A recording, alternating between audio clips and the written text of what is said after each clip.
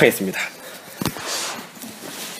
지금까지 저희가 배웠던 거는 하느님의 보이지 않는 은총을 보여주게 하는 성사, 그리고 하느님이 우리에게 말씀해 주시고 알려주시던 성서들, 그리고 또 뭐 배웠죠 우리가? 교회에 대해서, 성부 하느님에 대해서, 성자 하느님에 대해서 등등을 배웠습니다. 이건 이렇게 보시면 돼요. 우리가 미팅을 나갔어요. 누가 우리에게 좋은 여자 혹은 좋은 남자를 소개시켜준다고 해요. 그러면 저희들이 하는 첫 번째 행동은 그 사람의 SNS나 과거를 조사하기 시작합니다. 그게 성서를 공부하는 거랑 똑같아요. 하느님이 과거에 어떻게 하셨는지를 알아보는 게 성서를 공부하는 거겠죠? 그리고 난 다음에 그 사람 직접 어느 정도 과거를 알아봐서 괜찮다 싶으면 우리가 만나러 가잖아요. 일단 보고 첫인상을 보면서 이 사람은 어떤 사람일까? 라고 대화를 해야 됩니다. 대화를 하다 보면 자연스럽게 이 사람을 알아갈 수 있고요. 그 사람을 통해서 또 내가 누구인지, 내가 어떤 사람인지도 알아갈 수 있게 됩니다. 이게 영성이라고 표현하는데, 이거를 하느님과의 관계로 연결시켰을 때 지금 내가 살아가면서 하느님의 뜻을 찾고 지금 내가 하느님을 통해서 나를 다시 보기 위해서 하는 과정, 그게 기도라고 보시면 됩니다. 기도라면 굉장히 어렵다고 생각해요. 다들 어떻게 할지 모르겠습니다. 제가 부족해서 이렇게 표현하는데요. 기도는 너무 어려운 정의였어요. 하느님과의 대화라고 표현을 하면은. 왜냐? 아무리 말을 해도 응답을 직접 들은 사람은 거의 없습니다. 그렇게 말하기 때문에 대화라는 게 사실 독백이 되는 경우가 훨씬 많고요. 그래서 사람들이 기도라는 것 자체를 굉장히 어려워하는데, 그러다 보니 예수님께서 직접 기도의 모범을 알려주십니다. 바로 주님의 기도고요. 이 주님의 기도를 공부를 하면서 자연스럽게 우리는 기도가 무엇인지, 우리가 하느님께 어떻게 해야 되는지를 알 수 있을 겁니다. 제가 종이를 놔드렸잖아요. 칸이 넓은 이유는요, 제가 쭉 단어 하나하나 의미를 설명해 주면서 할 건데, 그 의미 중에서 본인이 원하는, 이게 나한테 어울리겠다 혹은 남기고 싶다 라는 것을 빈틈에 적으시라고 제가 일부러 크게 띄워왔습니다. 한번 기도를 같이 읽어볼까요? 시작. 하늘에 계신 우리 아버지, 아버지의 나라가 오시며 아버지의 뜻이 하늘에서와 같이 땅에서도 이루어지소서. 오늘 저희에게 일용할 양식을 주시고 저희에게 잘못한 일을 저희가 용서하오니 저희 죄를 용서하시고 저희를 유혹에 빠지지 않게 하시고 악에서 구하소서. 아멘. 네. 이렇게 읽은 이유는요, 미사 때마다 우리는 이제 주님의 기도를 할 거예요. 근데 너무 자주 하다 보니 그 의미를 모르는 경우가 너무 많습니다. 이게 어마어마한 거거든요. 예를 들어 하나씩 하나씩 서로 질문하고 이야기하면서 해볼게요. 하늘에 계신 우리 아버지. 하늘에 계신다는 건 뭘까요? 우리 아버지라 부르는 하느님이 하늘에 계시대요. 그러면은 이 세상에서 떨어져서 저 멀리에 있는 걸까요?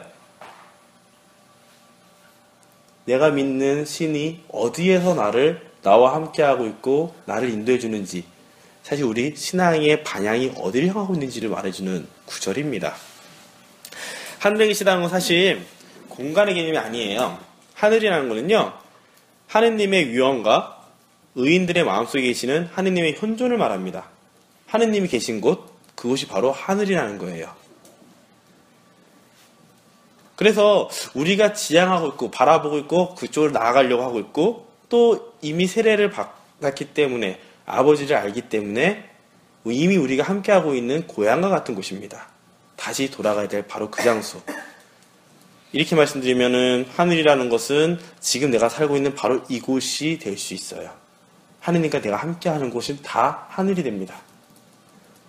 하지만 땅과 하늘의 비교를 통해서 자연스럽게 세상의 삶을 살아가는 우리 자신과, 그럼에도 불구하고 하느님의 뜻을 바라보며 살아가는 우리들의 모습을 비교하게 됩니다. 그래서 하늘에 계신 우리 아버지, 내가 살아가고 있는 이런 죄 많은 곳이 아니라 하느님과 온전히 함께할 수 있는 바로 그 장소, 구원이라는 거고 영원한 생명을 얻는 장소이기도 합니다. 물론 이게 다 녹음되고 있으니까 그게 다 안 적어도 되긴 하는데요, 느낌 오시는 것만 적어주면 됩니다. 그리고 그 아버지는 예수님이 하느님을 아버지라 불렀기 때문에 우리가 아버지라고 부를 수 있습니다. 왜냐? 예전에 구약 성서에서부터 하느님은 아버지 개념이 아니었어요. 그분은 신이시고요. 아버지라 부르면 그거는 신성 모독이었습니다.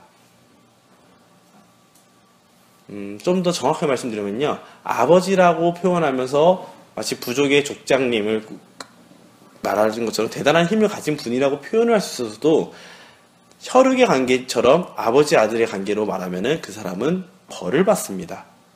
그런데도 예수님은 하느님께 아버지라고 표현을 해요. 되게 재밌죠? 하느님이 아버지가 됐기 때문에 우리에게 주어진 건 엄청 많습니다. 왜냐? 아버지라고 부르면서 자연스럽게 성부 하느님뿐만 아니라 삼위일체이기 때문에 성부 하느님과 성자 하느님과 성령 하느님과 우리가 함께 지내는 친교의 관계가 됩니다. 두 번째, 아버지라 부르기 때문에 자녀된 우리의 입장은 아버지의 분위기에 따라서 집안 분위기가 바뀌잖아요. 그 아버지의 뜻을 따라야 돼요. 자녀가 자기 뜻만 고집하면 집안에 분란이 일어나기 시작할 거예요. 하지만 아버지의 뜻을 함께 아버지라 부르시기 때문에 아버지 안에서 새로 태어났기 때문에 우리는 자연스럽게 아버지의 뜻이 무엇인지를 찾아야 되고 아버지가 어떠한 분이신지를 그리고 아버지를 닮겠다는 의지까지 포함되어야 됩니다. 그러려면 결국 그밖에 없어요. 내가 얼마나 부족하고 나약한 사람인지를 인정하는 겸손과 온전히 아버지께 의탁하려고 하는 신뢰하는 마음이 필요합니다. 그 마음과 겸손, 이런 찬미하는 마음과 온전한 의탁을 다 표현한 말이 바로 하늘에 계신 우리 아버지란 뜻입니다. 말장난 같죠? 예수님이 하신 이 기도를 보면서 예수님 당시에 이 기도를 했다는 것은 기존에 있던 유대교가 가지고 있던 가르침들을 다 뒤집는 가르침이에요. 그리고 원래 탈취기 때부터 예고된 진정한 신앙을 보여주는 가르침이고요. 재밌는 게 그 부모를 보면 그 아이를 볼 수 있고 그 아이를 보면 그 부모를 알 수 있다는 것은 그 집안 분위기가 자연스럽게 그 사람에게 스며들어 있기 때문입니다. 근데 물론 이런 사람들도 있어요. 아버지한테 어렸을 때부터 맞고 자란 아이들은 이 단어 자체를 하기 힘들어요. 아버지라고 말을 하는 것 자체를 싫어하거든요. 그래서 하느님은 무조건 남자인가요? 라고 질문하는 것도 있는데요. 이거는 그 예수님 당시에 남자와 여자의 관계가 남자는 사람이고 여자는 약간 물건 취급을 했거든요. 재산 취급을 했어요. 그러다 보니 아버지라고 표현한 거지 하느님은 남자나 여자 이거를 초월하신 분입니다. 그래서 하늘에 계신 우리 아버지라는 것을 예수님이 했던 말을 그대로 따라하려면 하늘에 계신 우리 아버지라고 표현해야 되지만 만약 내가 이게 거부감이 있다면 어머니라고도 표현을 해도 괜찮을 겁니다. 다만 다른 사람들한테 있는 앞에서 그렇게 말하면 사람들이 오해하니까 조심해야 되고요. 나에게 주어진 아버지, 어머니 이렇게 불러도 괜찮고요. 제 과거를 왜 아버지를 부른지를 말씀드렸으니까 그런 구분을 하실 수 있을 거라 믿습니다. 두 번째, 하는 아버지의 나라가 오시며 그 전에 하늘에 계신 우리 아버지에서 그 아버지가 재밌는 게 나의 아버지가 아니라 우리의 아버지입니다. 이것은 아버지에 대한 신앙 고백이 단순히 나를 넘어선 교회적 차원이라는 거예요. 공동체의 차원이고요. 돌려 얘기하면 제가 아버지를 믿는 것처럼 여기 함께 계신 분들도 다 아버지를 따를 거예요. 그럼 우리들의 관계는 형제 자매가 됩니다. 가족 안에서 만약 남남인 관계로 친하게 지내면 한계가 있지만 가족 안에서 형제 자매의 관계는 서로가 서로를 위해서 도와주고 사랑해야 되는 관계가 됩니다. 왜냐? 같은 아버지를 모시기 때문에. 이것처럼 하느님과의 관계를 넘어선 하느님으로부터 나온 백성과도 연결되는 것이 바로 우리 아버지라는 고백이고 우리의 신앙은 나만의 신앙이 아니라 함께하는 신앙이라는 것. 그래서 단순히 나와 하느님만 잘 지내면 되지가 아니라 아직 하느님께 온전히 따라가지 못하는 이들에게 도움을 줘야 되는 책임도 있고 서로가 서로를 위해서 사랑을 나눠야 되는 사회적인 반향까지 들어가게 됩니다. 이게 하늘에 계신 우리 아버지라는 기도의 의미고요. 아버지의 나라가 오시며 나라가 무엇일까라고 묵상하게 될 거예요. 묵상이라는 거는 이게 이 안에 담겨있는 하나님의 뜻이 무엇일까를 찾아가는 과정인데요. 나라가 무엇일까 생각하면 우리나라 지금 우리가 생각하는 것처럼 영토의 개념은 아닙니다. 원어를 보면은 나라, 왕권, 왕국, 통치 뭐 이런 의미가 있대요. 그러니까 좀 더 쉽게 말하면 다스림이라는 의미입니다. 그래서 아버지의 나라가 오시며라는 것은 이미 이미 시작된 나라가 있고 하지만 아직 온전히 이루어지지 않는 나라가 오고 있다는 뜻이에요. 나중에 복음서를 읽다 보면은 회개하여라 하느님 나라 가까이 왔다 라는 얘기 있을 거예요. 그것처럼 하느님의 나라는 하느님의 다스림은 이미 시작됐지만 아직 완성이 안 됐어요. 그리고 그 나라의 기준은 하느님의 뜻을 따르는 영향력이 어디까지냐입니다. 예를 들어 저희 여기 모인 분들이 함께 하느님의 뜻을 같이 살아가잖아요. 그럼 우리 이만큼 하느님의 나라가 커진 겁니다. 하지만 그 중에서 제가 주일이지만 미사를 가야 되지만 예쁜 여자를 만나러 놀러 가야지 라고 생각하는 순간 하느님의 다스림이 줄어듭니다. 이것처럼 예수님이 오셨기 때문에 이미 하느님의 나라는 시작이 됐어요. 구원의 길은 완전히 열렸어요. 하지만 그 구원에 들어가느냐 마느냐는 우리 각자에게 달린 몫이에요. 그래서 아버지의 나라가 오신다라고 표현한 것은 이미 왔지만 아직 완성되지 않은 하느님의 나라를 말해줍니다. 그럼 당연히 두 가지 흐름이 있겠죠. 한 가지는 내가 나를 통해서 아버지의 나라가 이루어지도록 노력해야 된다는 거고요. 그리고 하느님께서는 우리에게 얼마든지 다가오고 계시다는 것, 우리가 오기를 바라고 계신다는 것을 알 수 있습니다. 이렇게 주님의 기도는 전부 다 인간의 입장에서 어떻게 다가가야 되는지, 하느님이 우리에게 어떻게 다가오는지를 다 포함하고 있어요. 좀 어려운 말로 표현하면 이럽니다. 성자 예수 그리스도의 구원 사업이 세상에서 이루어지며 모든 것을 거룩하게 하시는 주님의 성령의 도움으로 우리를 통해 이루어진다라고 표현할 수 있습니다. 쉽게 말하면 그냥 우리가 하느님을 아버지라 고백하는 만큼 아버지의 뜻을 실행하는 만큼 아버지의 나라가 완성된다는 거예요. 하다가 어려우시면 언제든지 손을 들고 말씀해 주시면 되겠습니다. 그러고 보니까 여기 주님에게서 빠진 게 있네요. 하늘에 계신 우리 아버지, 아버지의 이름이 거룩히 빛나시며라는 게 있는데요. 직원한테 부탁했다가 이거 빠졌군요. 죄송합니다. 하늘에 계신 우리 아버지와 아버지 나라 오시면 사이에 아버지의 이름이 거룩히 빛나시며가 있습니다. 그 거룩히 빛난다는 표현도 굉장히 재밌습니다. 하느님 아버지의 뜻이 무엇일까? 아버지의 이름이 의미하는 게 무엇일까? 한국 사회에서도 이렇게 할 거예요. 나를 욕하는 건 괜찮지만 아버지 부모님을 욕하면 안 된다고 해서 싸우고 하는 그런 멋진 모습들을 기억하실 겁니다. 마찬가지로 아버지의 이름이 거룩하게 빛낸다는 것은 단순히 하느님의 뜻이 구원이 어떻게 이루어지고 있는지를 보여주는 부분이기도 하지만 하느님을 따르는 우리 자녀된 우리들이 어떻게 하느냐에 따라서 아버지의 이름에 먹칠을 하는지 아니면 그것을 빛나게 하는지를 정한다는 의미가 있습니다. 성서에서 이름이라고 하면요, 그 사람의 모든 것을 의미합니다. 예를 들어 제가 이승화 시몬인데 앞에 있는 사람이 저한테 시몬이라고 승화야 혹은 시몬아라고 얘기할 수 있다는 것은 저를 마음대로 할 수 있는 권한이 있다는 뜻입니다. 그만큼 이름을 알고 있다는 것, 이름을 부를 수 있다는 것은 어마어마한 힘을 가졌기 때문에 하느님의 이름은 함부로 부를 수가 없었습니다.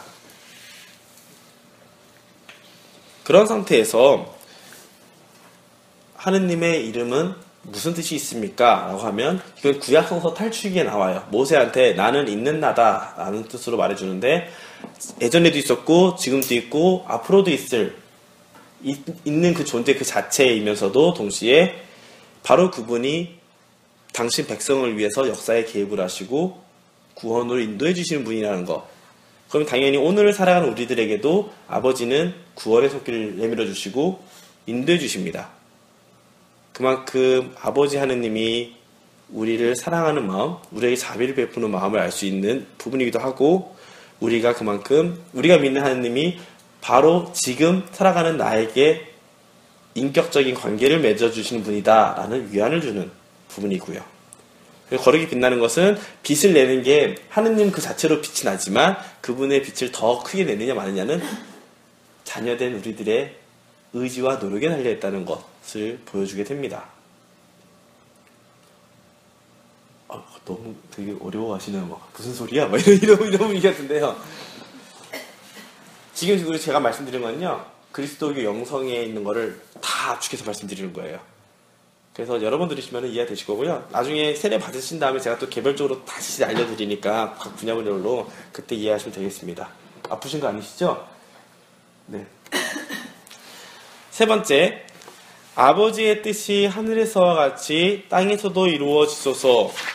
아까 말한 것처럼 아버지의 뜻이 무엇일까를 생각하게 됩니다.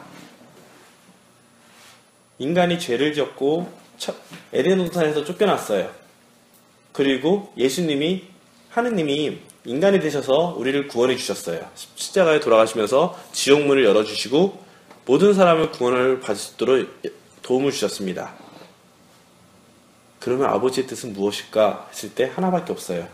당신이 창조한, 그리고 특히 사랑하는 우리 인간들이 모두 당신과 온전히 함께하길 바라세요. 그것을 좀 어려운 말로 영원한 생명을 공유하는 삶, 혹은 하느님과 온전히 함께하는 삶입니다. 두 글자로 줄이면 이게 바로 구원입니다. 그래서 아버지의 뜻이 하늘에서와 같이 땅에서도 이루어졌어. 아까 전에 하늘이라는 게 하느님과 온전히 함께할 때 그 장소가 하늘이라고 했잖아요. 그러면은 이미 하늘에서와 같이 땅에서 이루어지라는 얘기는 두 가지 의미를 가집니다. 첫째, 하느님의 이 구원이 지금 살아가는 이 세상에서 이루어지기를 청하는 기도이기도 하면서 동시에 아까 말한, 계속 반복되지만 그렇게 땅에 이루어지도록 노력하는 우리 자녀들의 의지를 보이게 만듭니다. 우리를 통해서 그 계획이 이루어지기를 청하는 기도예요. 그러려면 당연히 몇 가지 작업이 필요합니다. 아버지의 뜻이 무엇인지 좀 더 알아야 돼요. 그것이 바로 지금 우리가 하고 있는 성서 공부, 교리 공부, 기도 공부, 이런 것들이에요. 그리고 이루어지게 한다는 것은 내가 앞으로 세상에서 어떻게 살아야 되는지를 또 생각하게 만듭니다.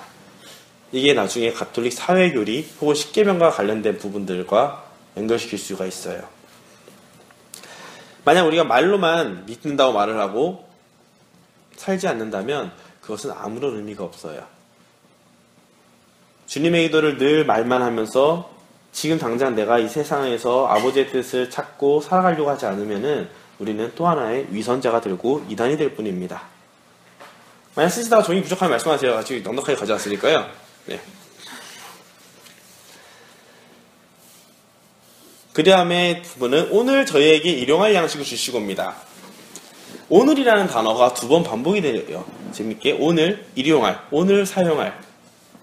그만큼 하느님은 과거에만 있던 분도 아니고 미래에 있을 희망만 주는 그런 분이 아닙니다. 지금 내가 살아가는 지금 함께하는 분이시고 지금 나에게 도움을 주는 분이세요. 지금 나에게 손길을 내밀어 주시고 지금 나와 함께 초대를 하시는 분이십니다. 그럼 양식이 뭐냐라고 생각할 수 있어요. 당연히 배고플 때 먹는 밥입니다. 근데 그 밥은 두 가지가 됩니다. 하나는 물질적인 밥이 되겠고요. 또 하나는 영성적인 우리 영혼의 밥이라고 보시면 될 겁니다. 재밌는 것은 양식을 오늘 저에게 일용할 양식이 아니라 저희에게라는 표현을 써요. 단순히 우리가 하느님의 뜻을 이루어내는 도구적인 존재가 되야 된다고 말했잖아요. 우리를 통해서 하느님의 뜻이 이루어지기 때문에 그것은 바로 나를 통해서 내 이웃에게 일용할 양식이 전해져야 돼요. 다시 말해 나도 살고 내 옆에 사람들도 살 수 있도록 도와줘야 됩니다. 자연스럽게 연대라는 하느님을 믿는 모든 사람들의 연대라는 개념이 들어가고 이건 사회교류에서 굉장히 중요한 개념이 됩니다.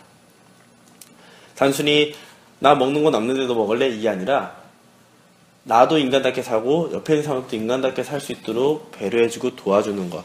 그게 바로 이 연대라는 마음입니다. 그리고 우리가 보통 맛있는 거 사주는 사람은 나쁜 사람이 없습니다.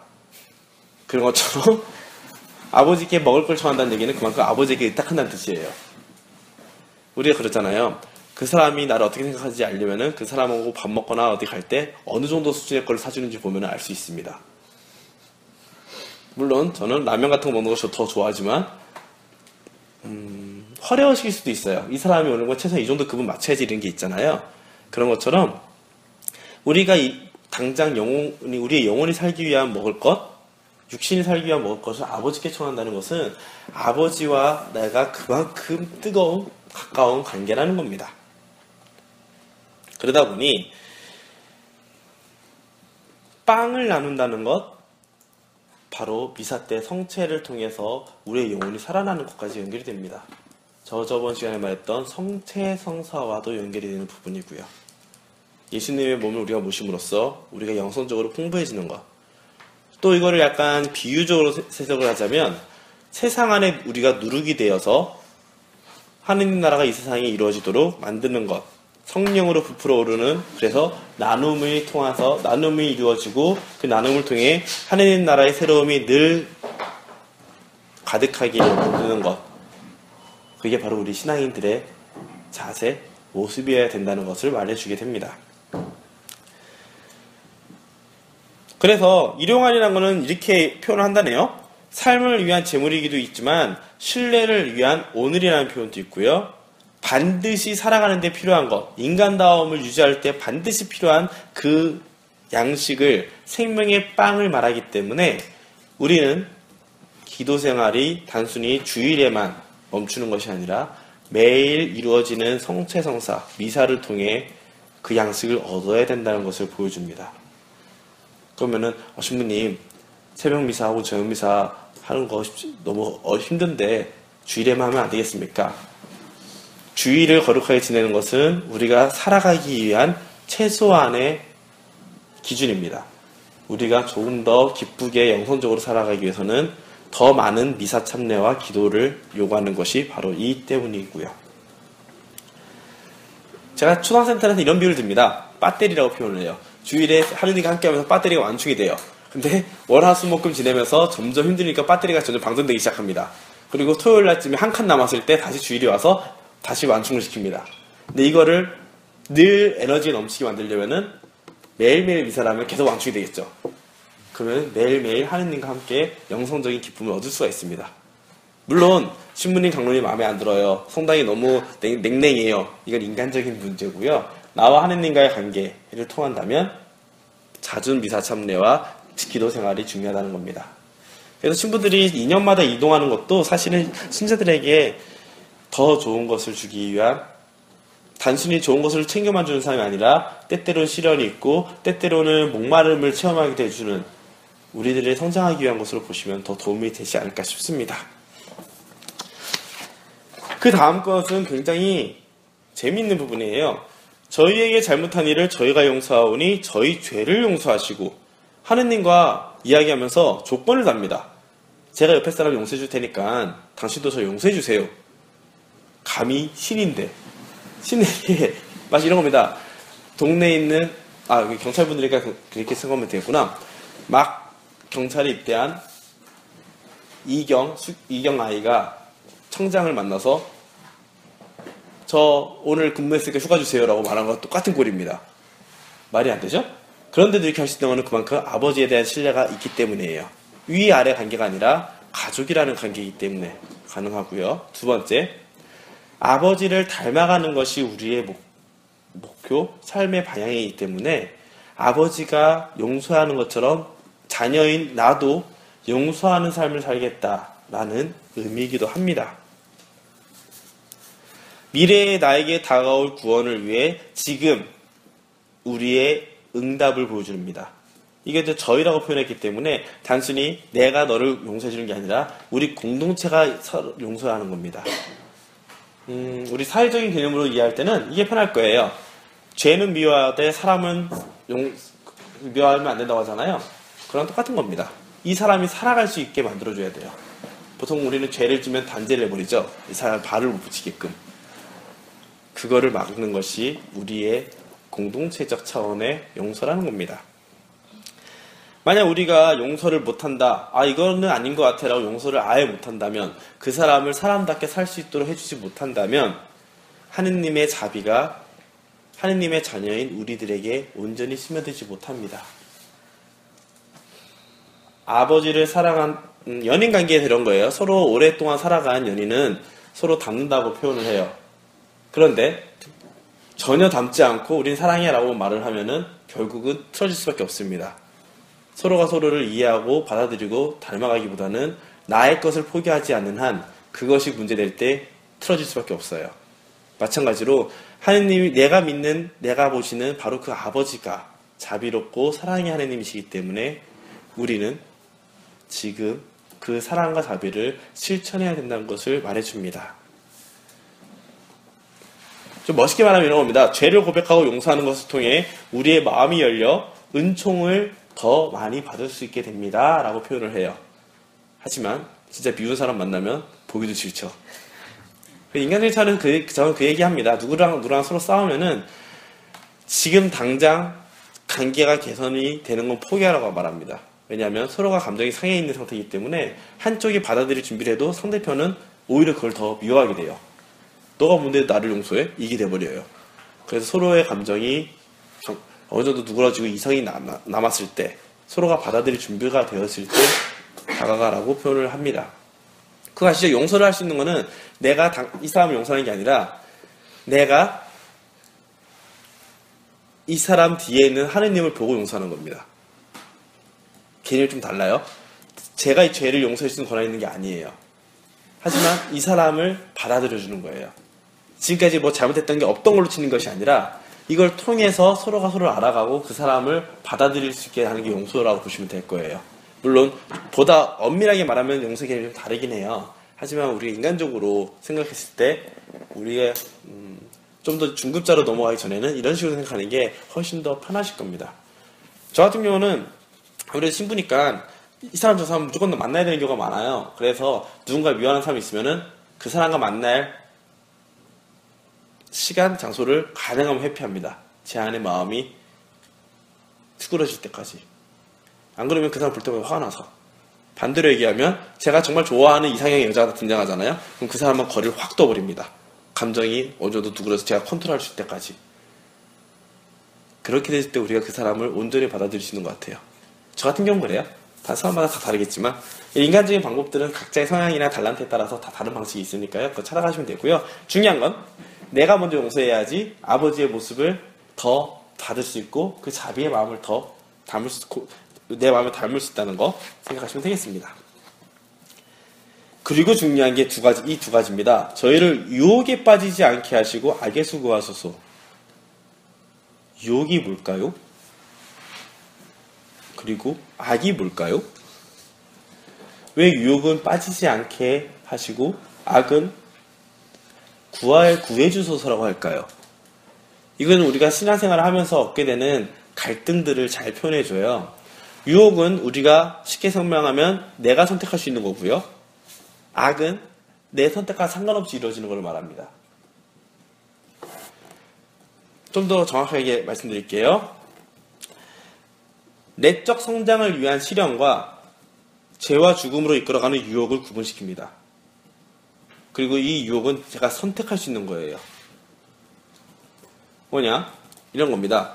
만약 제가 지금 사람들하고 술 먹고 우리 한국 남자들에게 가장 쉽게 오는 유혹인데 같이 술 먹고 어울리면서 우리가 친해졌다는 걸 확인하려면은 약간 여자가 있는 노래방을 가든지 혹은 정말 술 먹고 다 정신 놀 때까지 놀아야지 우리는 마음을 통하고 친한 사이야 라고 생각하는 경우가 생겨요. 그런데 그랬을 때 내 몸과 마음은 피폐해지기 시작합니다. 그럼에도 불구하고 지금 당장 이렇게 해야지 더 친한 거라는 위로를 얻는다면 그것은 우리의 관계를 위한 시련이 아니라 나를 아프게 하는 유혹이라는 거예요.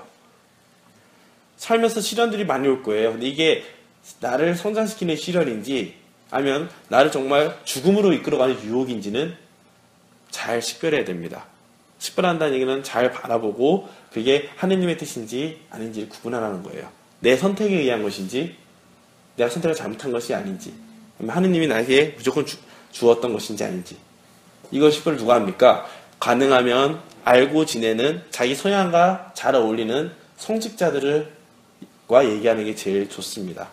아무래도 저희는 사람을 많이 만나니까요.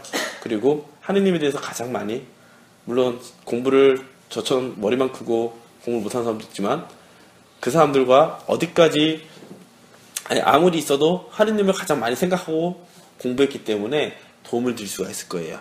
물론 신자들 개개인들이 할 수 있게끔 방법은 알려드릴 수 있지만 너무 위험해요. 그래서 이런 식별은 사제들과 함께 만나기 좋고요. 유혹을 당하는 것과 유혹을 동의하는 것은 분명히 다릅니다. 그래서 이 유혹에 빠지지 않게 하시고라는 것의 정확한 표현은 유혹에 빠지게 허락하지 마십시오라는 기도예요. 제가 잘못한 선택을 하지 않도록 도와달라는 간청이면서 동시에 내 마음의 결단을 분명하게 해달라는 요청입니다.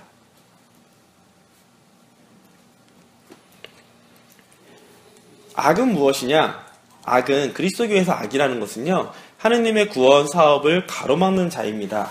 흔히 아는 사탄이라고 생각하시면 되겠고요. 최근 검은 사제로 떴던 구마에서 나오는 그 마귀를 말합니다. 악에서 구하소서는 이건 인간의 노력을 어떻게 할 수 있는 부분이 아니에요.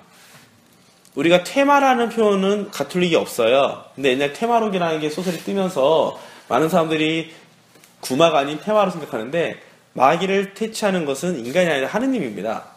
그렇기 때문에 테마라고 하면 사람의 힘으로 쫓아내는 건데 마귀로부터 사람을 구하는 거라서 구마라고 부릅니다. 그 구하는 것은 하느님의 도우심 때문이고요.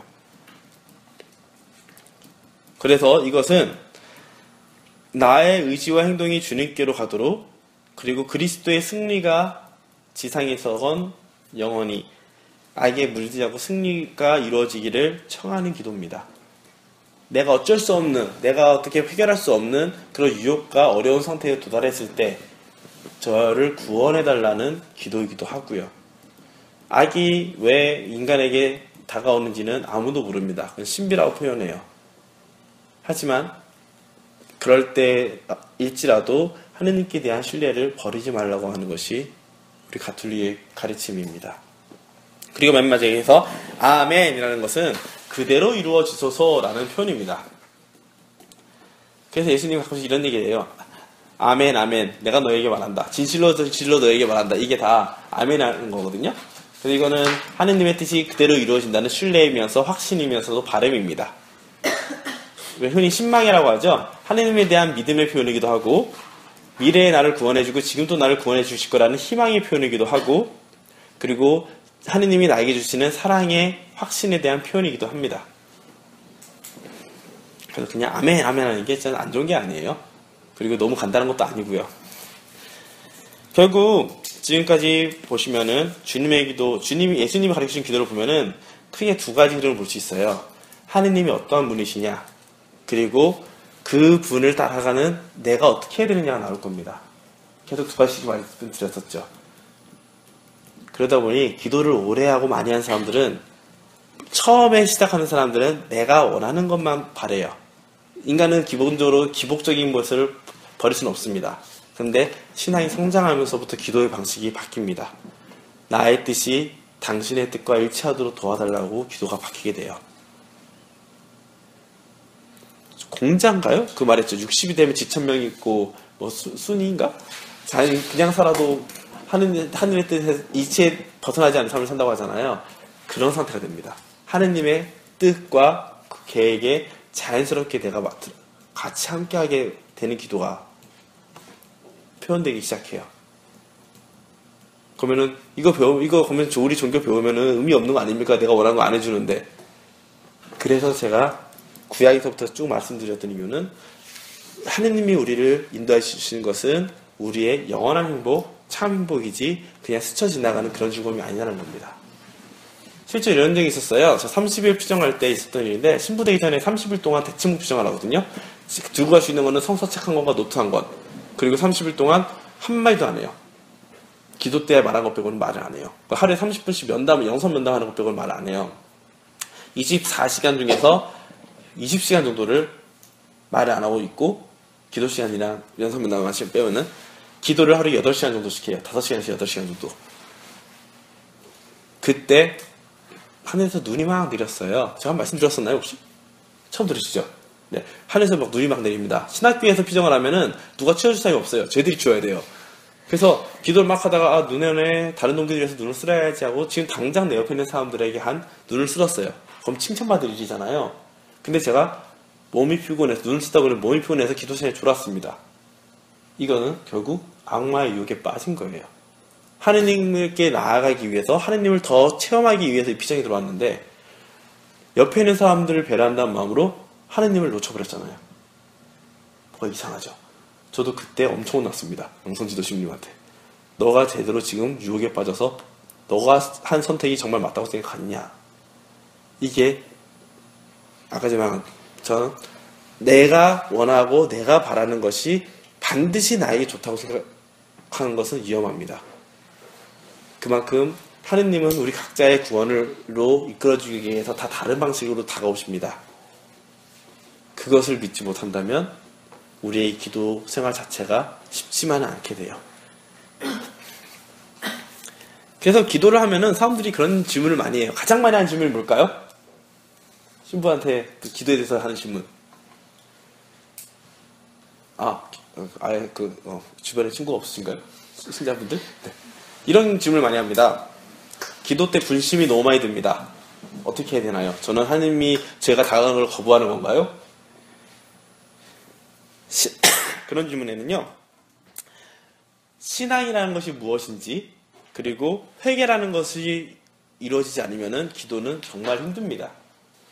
그리고 내 안에 정화되지 못한 부분이 많을수록, 내 안에 내가 더 강한 내가 더 많을수록 하느님께 나아갈 때 그걸 방해하는 세력들이 있어요. 그걸 마귀라고도 부르겠죠? 내가 많이 떠오르는 분심은 크게 2가지나 3가지예요. 하나는 내 안에 아직 정화를 돼야 되는 부분들일 수도 있고요. 또 하나는 그만큼 하느님께 온전히 하지 못하고 다른 거에 주변에 매어있는 자신을 보여주는 거고요. 또 하나는 중요한 것과 아닌 것을 구분을 못한다는 겁니다.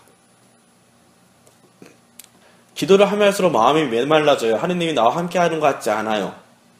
힘들어요, 신부님. 이렇게 말하는 분들한테는 이런 얘기를 해줍니다.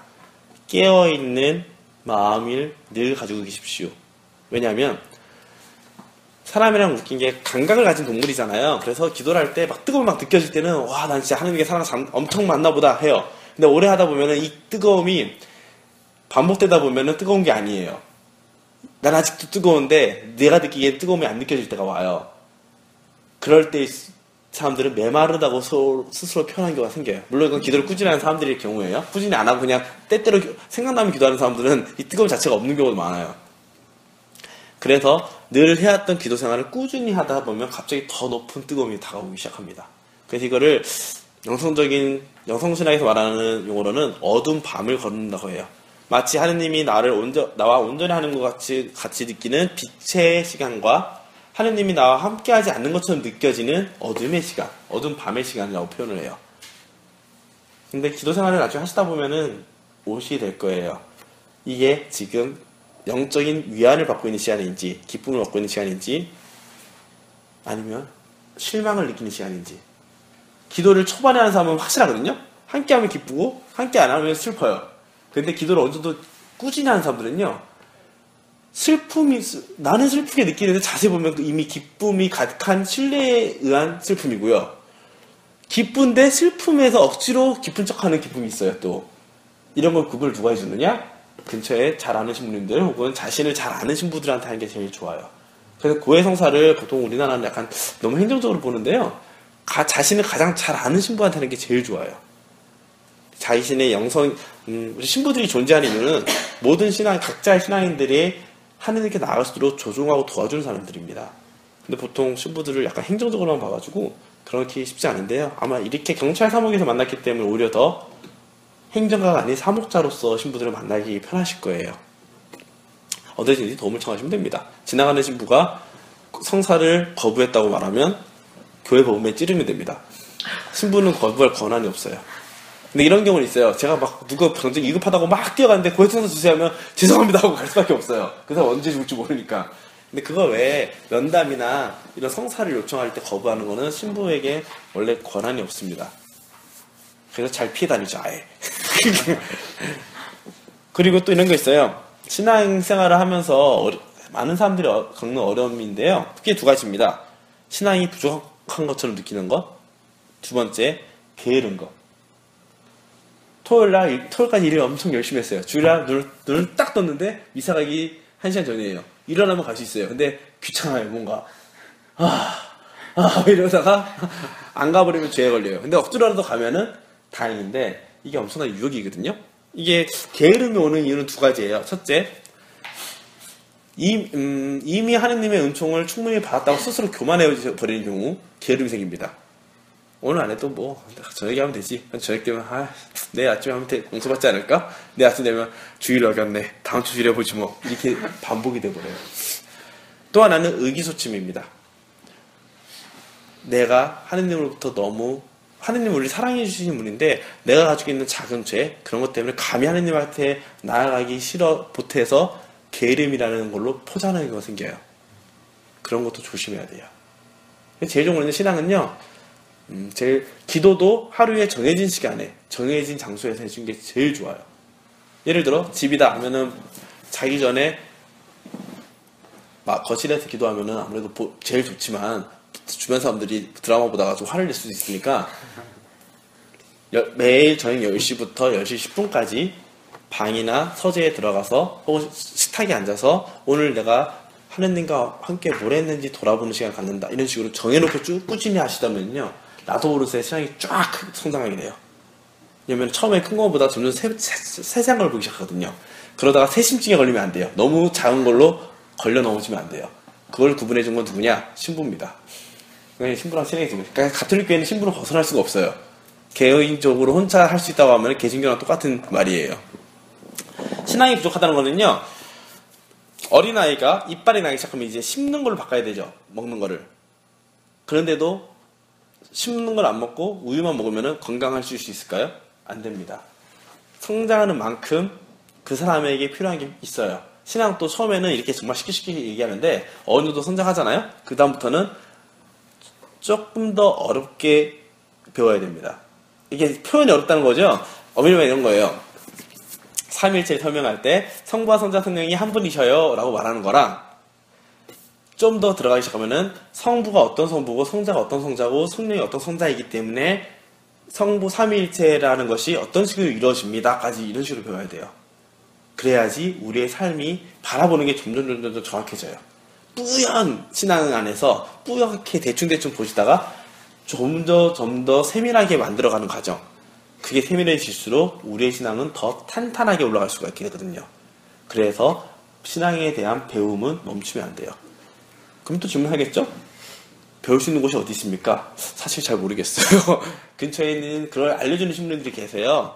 혹은 가톨릭에는 수많은 성서 공부 프로그램들, 통신교리 같은 것도 있거든요. 받아서 풀어서 보내는 이런 것도 있고, 그런 것처럼 다양한 방법들을 알아내서 하시는 게 좋습니다. 제가 하는 성서 공부 프로그램은 8개가 넘어요. 그래서 제일 빡센 거는 성서 못살이라고 신부가 직강하는 게 있어요. 저도 끌려가서 몇 번 해봤는데, 그래. 1시간 반 또 성서 얘기만 계속해요. 이게 분석이 어떻게 되고 막 쭉 하는데, 완전 지식과 삶으로 연결시켜주는 그런 거거든요. 이런 식으로 신앙은 계속 찾아가는 과정이 필요합니다. 혹은 그런 걸 해줄 수 있는 신부들이 은근히 있어요. 근데 본당에서 만나기 쉽지 않을 거예요. 본당 신부들이 토요일하고 주일에 만나는 신자 숫자가 1000명이 넘거든요. 그러다 보니까 지쳐버려요. 그래서 지나가는 신부들 잘 잡아서 배우시면 됩니다. 여기 경찰사무위원회 신부 3명은 다 가능하니까요. 지나가다가 잡아서 물어봐도 괜찮습니다. 하느님이 기도를 안 들어줘요. 하느님이 저 싫어하나 봐요. 당당하게 말하는 초등학생, 중학생 애들이 있습니다. 그건 인간적으로 당연한 거예요. 그렇게 말할 수 있고요. 그렇게 말할 수 있다는 것 자체만으로도 이미 하느님께 나아갈 수 있는 기반이 있다는 걸 보여줍니다. 신뢰가 있기 때문에 말하거든요. 하지만 이것은 보통 자녀가 가져야 되는, 아버지한테 가져야 되는 신뢰의 문제예요. 아까 말했죠. 아버지의 뜻이 무엇인지를 알아야 된다고. 근데 보통 아버지의 뜻이 아니라 내 뜻을 강조할 때가 있어요. 그럴 때 기도를 안 들어준다고 생각을 해요. 내가 하는 기도들 계속 안 들어줄 때는 돌아봐야 돼요. 내가 노력이 부족해서 그런 것인지, 아니면 나에게 하느님이 주시려는 게 이게 아니라 다른 거였는지, 이런 식으로 차근차근 다시 지나갔던 발걸음들을 보면서 아버지가 나한테 바라는 게 무엇인지를 찾아가는 시간들이 필요합니다. 여기까지가 주님의 기도의 설명이에요. 어떠신가요? 지금 몇 분이에요? 8시 8분이요? 아, 역시 1시간 넘는 강의를 30분 만에 끝내는군요. 네. 그래서 여기 뭐 써있는 거, 기도의 자세, 하느님을 흠숭하고 내 자신을 내맡기고 사랑의 대화를 해야 된다. 지금 주님기도 설명하면서 다 알려드렸습니다. 그리고 뭐 소리기도, 묵상기도, 관상기도는요, 기도하는 방법에 표현되는 방식의 차이인데요. 썩으로, 만약 이거 눈으로만 기도를 한번 해보세요. 쭉 하면은 그냥 쓱 하고 눈 감으면 바로 잊어버립니다. 근데 기도를 할 때 직접 말로 하기 시작하면은 그 말의 의미를 하나씩 깨달을 수 있게 돼요. 이런 거예요. 성서를 그냥 눈으로 읽는 거랑 발음하면서 읽는 거랑 쓰면서 읽는 건 달라요. 성서 그 세부적인 내용까지 더 자세히 보게 되거든요. 그래서 소리 기도라는 것은 말로 표현하는 기도예요. 두 번째, 묵상 기도는 주로 인간이 가진 묵상과 관상의 가장 큰 차이는 하느님이 나에게 온전히 주시는 걸 의탁하느냐, 인간이 하느님을 찾아가려고 노력하는 이거거든요. 예를 들어 저 십자가를 보면서 예수님이 손이 참 크네요, 뭐 이런 거 생각하는 거 말고, 보면서 예수님이 저렇게 고통스러워하는 얼굴을 보니 얼마나 힘드셨을까, 근데 그게 나 때문이야, 이런 하면서 예수님에 대해서 인간이 가진 이성과 지성과 감성을 다 동원해서 그분을 알아가고 그분의 뜻을 찾고 그분을 통해서 내가 어떻게 살아야 되는지 구하는 것이 묵상 기도라면, 기도를 하다 보면 갑자기 하느님의 크나큰 손으로 저에게 감히 말로 표현할 수 없는 기쁨을 줄 때가 있어요. 그런 걸 관상기도라고 보시면 되는데, 사실 이 표현은 좀 위험한 표현이긴 하고요. 하느님과 온전히 함께하는 순간이 와요. 그 순간이 바로 관상기도가 이루어지는 순간입니다. 예를 들어 이렇게 표현할 수 있어요. 기도를 할 때 제가 사마리아 여인이라는 기도 내용이, 그 성서 내용이 있어요. 예수님이 목말라서 사마리아라는 마을에 갔는데 어떤 여인이 낮 12시에 왔어요. 그래서 물 좀 주세요. 당신 누군데? 막 얘기하다가 지금 말하고 있는 사람이 누군지 알았으면 너가 나한테 물 달라고 했을걸? 막 그러고 사마리아인이 그럼 주세요. 당신이 예언자입니까? 모세입니까? 그래서 이렇게 하는 내용이 있어요. 이거를 묵상을 한다고 하면은 사마리아 지역과 유다인 지역의 차이가 뭔지, 왜 이 사람이 이런 얘기를 했는지, 왜 하필 난 12시에 이 여인이 여기 왔는지, 이런 것들을 지식적인 걸 막 동원해서 알아가면서 예수님이 왜 이런 말을 하셨는지의 의미를 찾아가기 시작합니다. 이게 묵상기도라면, 관상기도는 눈을 감고 있는데 갑자기 제가 그 장면에 가 있는 거예요. 바로 눈앞에서 예수님과 그 여인이 이야기하는 게 보이고, 내가 예수님의 입장으로 되기도 해보고, 예수님이 말하는 사마리아 여인도 돼보기도 하고, 그러면서 그 마음이 확 느껴지는 게 있거든요. 그게 관상기도로 보시면 돼요. 근데 기도를 열심히 하면 언제나 관상기도 할 수 있습니까? 절대 안 됩니다. 이건 열심히 한다 개념이 아니라 얼마나 꾸준히 하냐예요. 누구나 소리기도부터 시작을 해야 돼요. 소리기도를 하다가 소리기도가 되고 묵상기도가 어느 정도 되면은 갑자기 한 번씩 관상기도가 생겨요. 그때 받은 은총이 정말 눈물 날 정도예요. 지금 제가 사마리아 여인에 대한 얘기 했잖아요. 제가 관상기도 하면서 감히 관상기도라고 말할 수 있겠죠? 그 순간 그 지역에 예수님과 여인이 대화하는 우물 근처에 있는 나무들과 돌멩이들의 의지라고 할까? 마음까지 확 몰려올 때가 있었어요. 그것처럼 꾸준히 노력했을 때 한 번씩 주시는 선물입니다. 그래서 우리는 그냥 묵상처럼 인간의 노력을 열심히 한다면 도움이 될 거예요. 그리고 이게 기도가 잘 된 건지 안 되는 건지 잘 모르겠어요 라고 생각하는 분들은 신부들한테 가서 물어보면 됩니다. 또 신부죠? 그건 어쩔 수가 없는 건데요. 아무래도 가장 많이 만나고 가장 많이 생각했기 때문에 이게 성경 말씀을 가지고 내 얘기를 하는 건지, 나를 가지고 성경 말씀을 통해 정화시키는 건지는 다른 차원이에요. 이거를 구분해 줄 수 있는 신부들을 찾아가시면 됩니다. 제가 구분할 수 있는 신부를 찾아라는 얘기는 할 수 있는 신부가 있고 못하는 신부가 있다 의미가 아니라요. 신부도 다 사람이기 때문에 각자 가지고 있는 달란트와 만났던 강하게 체험한 하느님의 모습이 달라요. 그래서 자신과 가장 잘 맞는 분들을 찾아가시면 돼요. 예를 들어 이성적인 게 발달하신 분들은 아무래도 하느님을 알아갈 때 이성적인 게 중요해요. 그분들은 이성적으로 설명할 수 있는 신부를 찾아가면 되고요. 감성적으로 발달하는 분들은 감성적으로 공감해 줄 수 있는 신부를 만나는 게 좋아요. 이런 식으로 각자에게 맞는 신부들을 찾아서 연락하시면 됩니다. 다행히도 저희 경찰사무위원회 신부 3명은 다 성격이 극과 극입니다. 다 다릅니다. 느껴지시죠? 강의하는 것을 보면은. 네. 유한정 신부님이 약간 감성 위주의 공감하는 관계 위주의 신앙에 특화됐다고 이상하네? 그게 좀 강하시다고 하면은 저 같은 경우는 머리로 하는 것 쪽에 좀 특화되어 있어요. 약간 저는 그렇게 어렵게 지내지도 않았고 정말 평범하게 쭉쭉쭉 올라온 케이스라 그런 차이가 있거든요. 그리고 김경진 베드로 신부랑 따르는데 그분은 또 다른 달란트가 있어요. 그래서 이 세 명이 만나서 신앙 얘기하면은 뭔가 서로 다른 얘기하는 것 같은데 같은 얘기예요. 되게 재밌어요. 아무튼 그런 거를 보시면 되겠습니다. 네, 기도에 대해서, 기도를 통해서 우리가 하나님과 어떤 얘기를 해야 되고, 어떤 신앙으로 살아야 되는지까지 제가 말씀을 드렸어요. 사실 오늘 말씀드린 게 그리스도교 영성의 거의 다를 말씀드렸습니다. 이제 다음에 세례 받은 다음에 들어가는 것은 세부적으로 우리가 실질적으로 어떻게 할 것인지까지 알려드릴 거예요. 실제로 그때는 제가 가기 전에 텍스트 같은 거, 기도에 대해서 하겠다면은 어떤 성경 구절을 주고 묵상해 오십시오. 한번 자기 나름대로 기도를 하고 오십시오. 라고 말씀드릴 거고 와서 다 받으실 수가 있겠죠? 하나님이 저를 믿으신다면? 그게 되겠습니다. 뭐 궁금하거나 의심나는 거나 있으시면 또 말씀해 주시기 바랍니다. 좀 그냥 피곤하시고.